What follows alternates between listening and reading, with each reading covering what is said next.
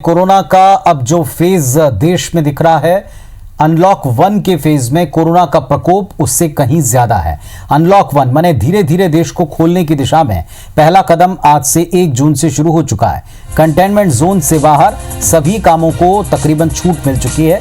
निर्देश में यह कहा है कि कंटेनमेंट जोन के बाहर चरणबद्ध तरीके से सारे कार्यों को शुरू किया जाएगा। पहले चरण में शर्तों के साथ 8 जून से धार्मिक स्थल, होटल, रेस्टोरेंट, शॉपिंग मॉल खोले जाएंगे। दूसरे चरण में शैक्षणिक संस्थाएं, स्कूल, कॉलेज, इन सबको खोलने पर विचार हो रहा है। आज रात से 9 बजे से सुबह 5 बजे तक नाइट कर्फ्यू होगा। मतलब जो कर्फ्यू की अवधि है कुल, उसमें भी 4 घंटे की ढील है। यहाँ 7 की बजाय रात में 9 बजे से और सुबह 7 की बजाय सुबह 5 बजे तक ये कर्फ्यू जारी रहेगा। इसके अलावा एक राज्य से दूसरे राज्य में जाने पर से प्रतिबंध हट गया। बिना किसी पास के सोशल डिस्टेंसिंग का पालन करते हुए एक राज्य से दूसरे राज्य लोग जा सकते हैं। तो अनलॉक 1 की गाइडलाइन आपकी टीवी स्क्रीन पर है। सभी जानना चाहते हैं क्या खुला, तो तकरीबन सब कुछ खुल चुका है कंटेनमेंट जोन को छोड़कर। राज्य सरकार स्थिति को ध्यान में रखकर फैसला ले सकती है। केंद्र ने कह दिया है रात 9 बजे से सुबह 5 बजे तक कर्फ्यू की स्थिति रहेगी। रात में आप कहीं भी निकल नहीं सकते और सुबह 5 बजे तक ये कर्फ्यू जारी रहेगा। कंटेनमेंट जोन में 30 जून तक किसी तरह की कोई राहत नहीं। जो भी हॉटस्पॉट है या कंटेनमेंट जोन है वहाँ किसी तरह की कोई रियायत नहीं, पहले जैसी स्थिति। इसके अलावा एक राज्य से दूसरे राज्य में जाने पर अब कोई पास की व्यवस्था नहीं, कोई पाबंदी नहीं। नियमों के तहत जो नियम है उसके तहत आप लोग जा सकते हैं। किसी भी नियम का अगर आप उल्लंघन करेंगे तो कार्रवाई का सामना करना पड़ सकता है। राज्य अपने हिसाब से पाबंदियां हटाने को लेकर या लगाने को लेकर फैसला कर सकते हैं। आज ही से देश में one nation one ration card योजना की शुरुआत भी हो गई है। 20 राज्यों और केंद्र शासित प्रदेशों से इस योजना की शुरुआत की गई। केंद्रीय वित्त मंत्री निर्मला सीतारमण ने प्रधानमंत्री नरेंद्र मोदी के 20 लाख करोड़ के आर्थिक पैकेज की दूसरी किश्त पेश करने के दौरान इस योजना का जिक्र किया था। One nation one ration card का मतलब है कि एक राशन कार्ड का इस्तेमाल देश के किसी भी कोने में जाकर कर सकते हैं। देश के 67 करोड़ लोगों को इसका फायदा मिलेगा। वित्त मंत्री ने जानकारी दी कि अगले साल मार्च तक पीडीएस का फायदा उठा रहे 100% लोग वन नेशन वन कार्ड के दायरे में आ जाएंगे। कामकाज के सिलसिले में अगर कोई दूसरे शहर या दूसरे राज्य जाता है तो भी वहां अनाज का फायदा उठा सकेगा, अनाज लेने की लाभ ले सकेगा। मार्च 2021 तक देश के सभी राज्यों में ये व्यवस्था लागू कर देंगे। इस संबंध में केंद्रीय खाद्य मंत्री रामविलास पासवान ने ट्वीट करके जानकारी दी है। ट्वीट कर कहा कि देश भर में कहीं से भी राशन प्राप्त करने की सुविधा मुहैया कराना मोदी सरकार का एक बड़ा कदम है।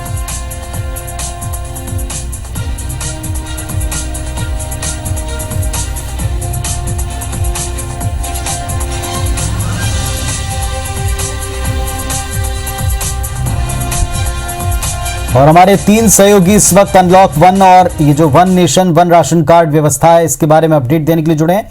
भोपाल से हमारे साथ राकेश चतुर्वेदी जुड़ गए हैं, शालिनी आडिया इंदौर से हैं और रायपुर से मेरे सहयोगी सौरभ हमारे साथ में जुड़े हुए हैं। सबसे पहले राकेश आपके पास आएंगे। क्या जो अनलॉक 1 का फेज है इसमें लोग नियमों को ध्यान में रखें या केवल छूट के लाभ के चलते सब कुछ खुला पाकर पहले जैसी स्थितियां हैं?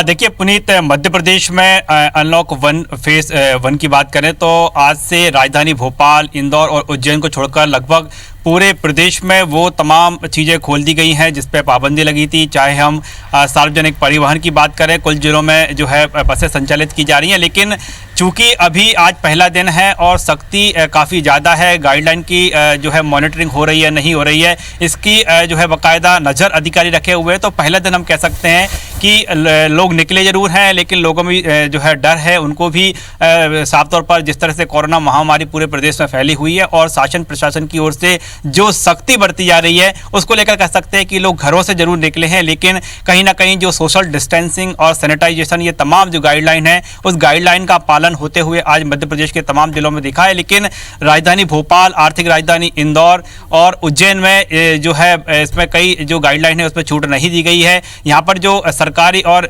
दफ्तर जरूर पूरी तरह क्षमता के साथ खोल दिए गए हैं, लेकिन निजी कार्यालयों में 50% स्टाफ आने की ही परमिशन दी गई है और हम देख पा रहे हैं कि हालांकि भोपाल में आज भी जो तमाम निजी कार्यालय हैं वो नहीं खुले हुए हैं, कुछ चुनिंदा कार्यालय खुले हुए हैं। नहीं कह सकते हैं कि अभी पूरी व्यवस्था भले ही छूट दे दी गई हो, लेकिन प्रॉपर पटरी पर आने में अभी वक्त लगेगा, समय लगेगा। लेकिन हम ये जरूर कह सकते हैं कि मध्य प्रदेश अपने पटरी पर अपने पुराने दिनों की तरह जो है निकल रहा है, दौड़ रहा है। लेकिन जो सबसे अधिक खतरा अभी भी बना हुआ है, क्योंकि संक्रमण की बात करें, कोरोना संक्रमण फिलहाल नहीं थमा है, लगातार नए मरीज आते जा रहे हैं। लेकिन एक राहत की बात यह जरूर है कि आधे से अधिक मरीज कोरोना पॉजिटिव अस्पतालों में भर्ती थे, वो ठीक होकर अपने अपने घरों में पहुंच गए हैं। यानी कोरोना में जो है को परास्त करने में जरूर मध्य प्रदेश ने विजय पा ली है, लेकिन कोरोना को परास्त करने में अभी विजय नहीं पा पाई है, बल्कि लगातार संक्रमण बढ़ता जा रहा है। और जिस तरह के हालात प्रदेश में बने हुए हैं, लगभग प्रदेश के सभी जिलों में कोरोना संक्रमण मरीजों की संख्या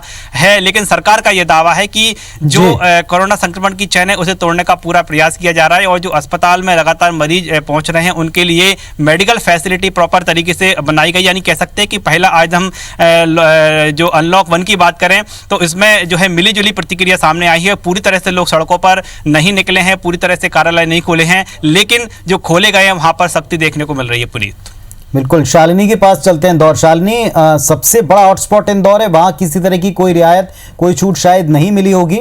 एक नई व्यवस्था जरूर एक राशन कार्ड को लेकर लागू की गई, क्या वो इलाका, आपका इलाका इसमें शामिल है? क्या उस पर लोगों की प्रतिक्रिया है? कितना लाभ ले पाएंगे लोग इसका?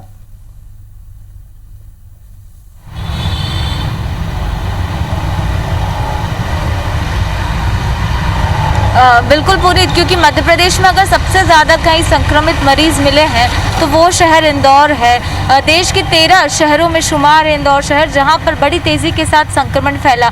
हालांकि अब जो नई रणनीति आई है, नई गाइडलाइन आई है, उसका पालन इंदौर शहर में भी किया जा रहा है। कंटेनमेंट एरिया को छोड़कर 80% जो शहर है उसको खोल दिया गया है। इस समय में पहले आपको बाज़ारों की तस्वीर दिखाना चाहूँगी कि किस तरह से अब ये जो शहर है वो गुलजार हो गया है। करीबन 70 दिन के बाद अब ये जो दुकानें हैं वो धीरे धीरे खुलना शुरू हो गई है। शहर को 3 भागों में बांटा गया है, और ये 3 भागों के अनुरूप ही जो शॉप्स है उसको खोलने का सिलसिला शुरू किया गया है। देखिए, जोन 1 की अगर बात की जाए तो उसके अंदर जो मध्य क्षेत्र है, जो कंटेनमेंट एरिया है, वो पूरी तरह से प्रतिबंधित है। जोन 2 की बात की जाए तो उसके अंदर वो शहर है जो मध्य क्षेत्र के बाहर है और शहरी क्षेत्र के बाहर लगता है, वहाँ जो है छूट मिली है। और अगर क्षेत्र 3 की बात की जाए तो वो इंदौर शहर का ग्रामीण क्षेत्र है, जहाँ पर पूरी तरह से जो 29 गांव आते हैं उसको शुमार किया गया है। इसके अलावा अलग अलग जो समय है वो भी निर्धारित किया गया है। ज़रूरत का सामान 8 से 5 के बीच में मिलेगा। उसके अलावा जितने भी ग्रॉसरी है, इलेक्ट्रॉनिक शॉप्स है, उसके लिए 12 बजे से 5 बजे तक का जो समय है वो निर्धारित किया गया है। खासतौर पर क्योंकि केंद्र सरकार की एक महत्वाकांक्षी योजना 1 नेशन 1 राशन कार्ड, उसका भी जो लाभ है वो यहाँ की जो जनता है वो खासतौर पर उठाते हुए नजर आ रही है। क्योंकि जिस तरह का ये फैसला है, और खासतौर पर अगर इंदौर शहर की बात करें तो बाहरी राज्यों से बहुत सारे इस समय मजदूर हैं वो यहाँ पर रह रहे हैं, तो उनके लिए कहीं ना कहीं ये एक सकारात्मक जो योजना है वो साबित हो रही है। और किसी भी तरह की बिना परेशानी के अब वो यहाँ से जो राशन का सामान है वो कलेक्ट कर पाएंगे जी। हालांकि शहर को लेकर चिंता लगातार बढ़ी है, क्योंकि जिस तरह से कोरोना का जो संक्रमण है वो अभी भी थमने का नाम नहीं ले रहा है। मात्र इंदौर शहर के अंदर 3,500 कोरोना पॉजिटिव है, और वही मौत का जो दर है वो भी अब निरंतर बढ़ता जा रहा है। 135 मौत मात्र इंदौर शहर से है। तो ऐसे में प्रशासन के लिए चुनौती बिल्कुल बड़ी है, क्योंकि अनलॉक 80% शहर को किया है, तो उतना ही इम्पोर्टेंट है कि जनता सोशल डिस्टेंसिंग हो उसको मेंटेन करे, और जो प्रारूप दिया है उसको लेकर जनता में बहुत ही महत्वपूर्ण जो योगदान है वो अब जनता को देना होगा। नहीं चलिए, जनता को याद रखना पड़ेगा। और वाकई इसी बात को सभी लोग दोहरा रहे हैं कि अगर आपने ख्याल नहीं रखा तो संक्रमित होने का खतरा अभी टला नहीं है। सौरभ के पास चलते हैं। सौरभ, अपडेट दीजिएगा दोनों खबरों को लेकर। 1 नेशन 1 राशन कार्ड की क्या स्थिति प्रदेश में, और कितना लाभ इसका मिल पाएगा, और कोरोना संक्रमण के क्या हालात?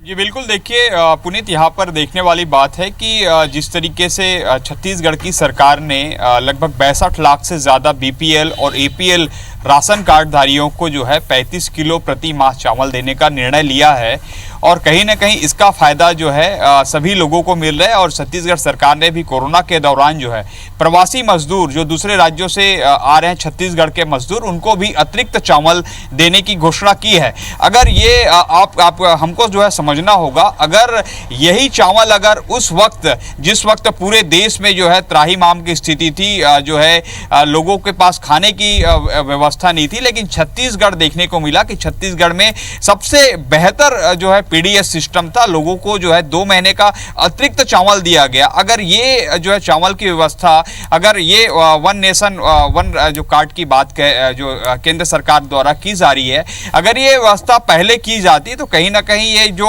लोगों का पलायन है, जो लोग अभी वापस आ रहे हैं अपने राज्यों की ओर, जो है वो नहीं हुआ रहता। तो कहीं ना कहीं ये जो योजना लॉन्च करने वाली है सरकार, उसका फायदा जो है लाखों लोगों को मिलेगा। क्योंकि छत्तीसगढ़ के परिप्रेक्ष्य में बात करें तो छत्तीसगढ़ में हर जो है परिवार के पास राशन कार्ड है, चाहे बीपीएल रहे चाहे एपीएल रहे। तो ऐसे में ये एक जो काफी सकारात्मक योजना है और छत्तीसगढ़ के लोगों को जो दूसरे राज्यों में रहते हैं या दूसरे राज्य के लोग छत्तीसगढ़ में रहते हैं, इसका फायदा जरूर मिलेगा। दूसरी अगर बात करें कि अनलॉक 1 जो लागू किया गया है, उससे छत्तीसगढ़ में क्या स्थिति निर्मित हुई है, तो अनलॉक 1 दरअसल 3 फेज में होगा। छत्तीसगढ़ की सरकार ने 27 मई को जब सभी मंत्री परिषद की बैठक ली थी, उस दौरान जो है मुख्यमंत्री भूपेश बघेल ने जो है कई महत्वपूर्ण निर्णयों पर जो है महत्वपूर्ण मुद्दों पर निर्णय लिए थे।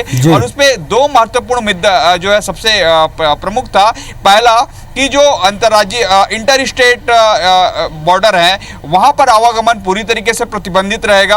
और जो डिस्ट्रिक्ट हैं, अर्थात एक दूसरे से एक जिले में और एक राज्य से दूसरे राज्य में जाने के लिए आवागमन पूरी तरीके से प्रतिबंधित रहेगा। इसके लिए पास की व्यवस्था की जानी है, क्योंकि यह देखा गया कि छत्तीसगढ़ में अभी जो मजदूर जो कोरोना पॉजिटिव देखे हैं, उसमें 90% से ज्यादा जो कोरोना पॉजिटिव है वो दूसरे राज्यों से आए मजदूर हैं। तो ऐसे में राज्य सरकार के सामने एक गंभीर चिंता का विषय था कि अगर एक राज्य से दूसरे राज्य लोगों का आवागमन शुरू हो जाए तो बिल्कुल सौरभ, ये जो आप गाइडलाइन बता रहे हैं, लगातार इस गाइडलाइन को भी प्रसारित मीडिया कर रहा है, बता रहा है कि क्या व्यवस्था राज्य सरकारों ने की है।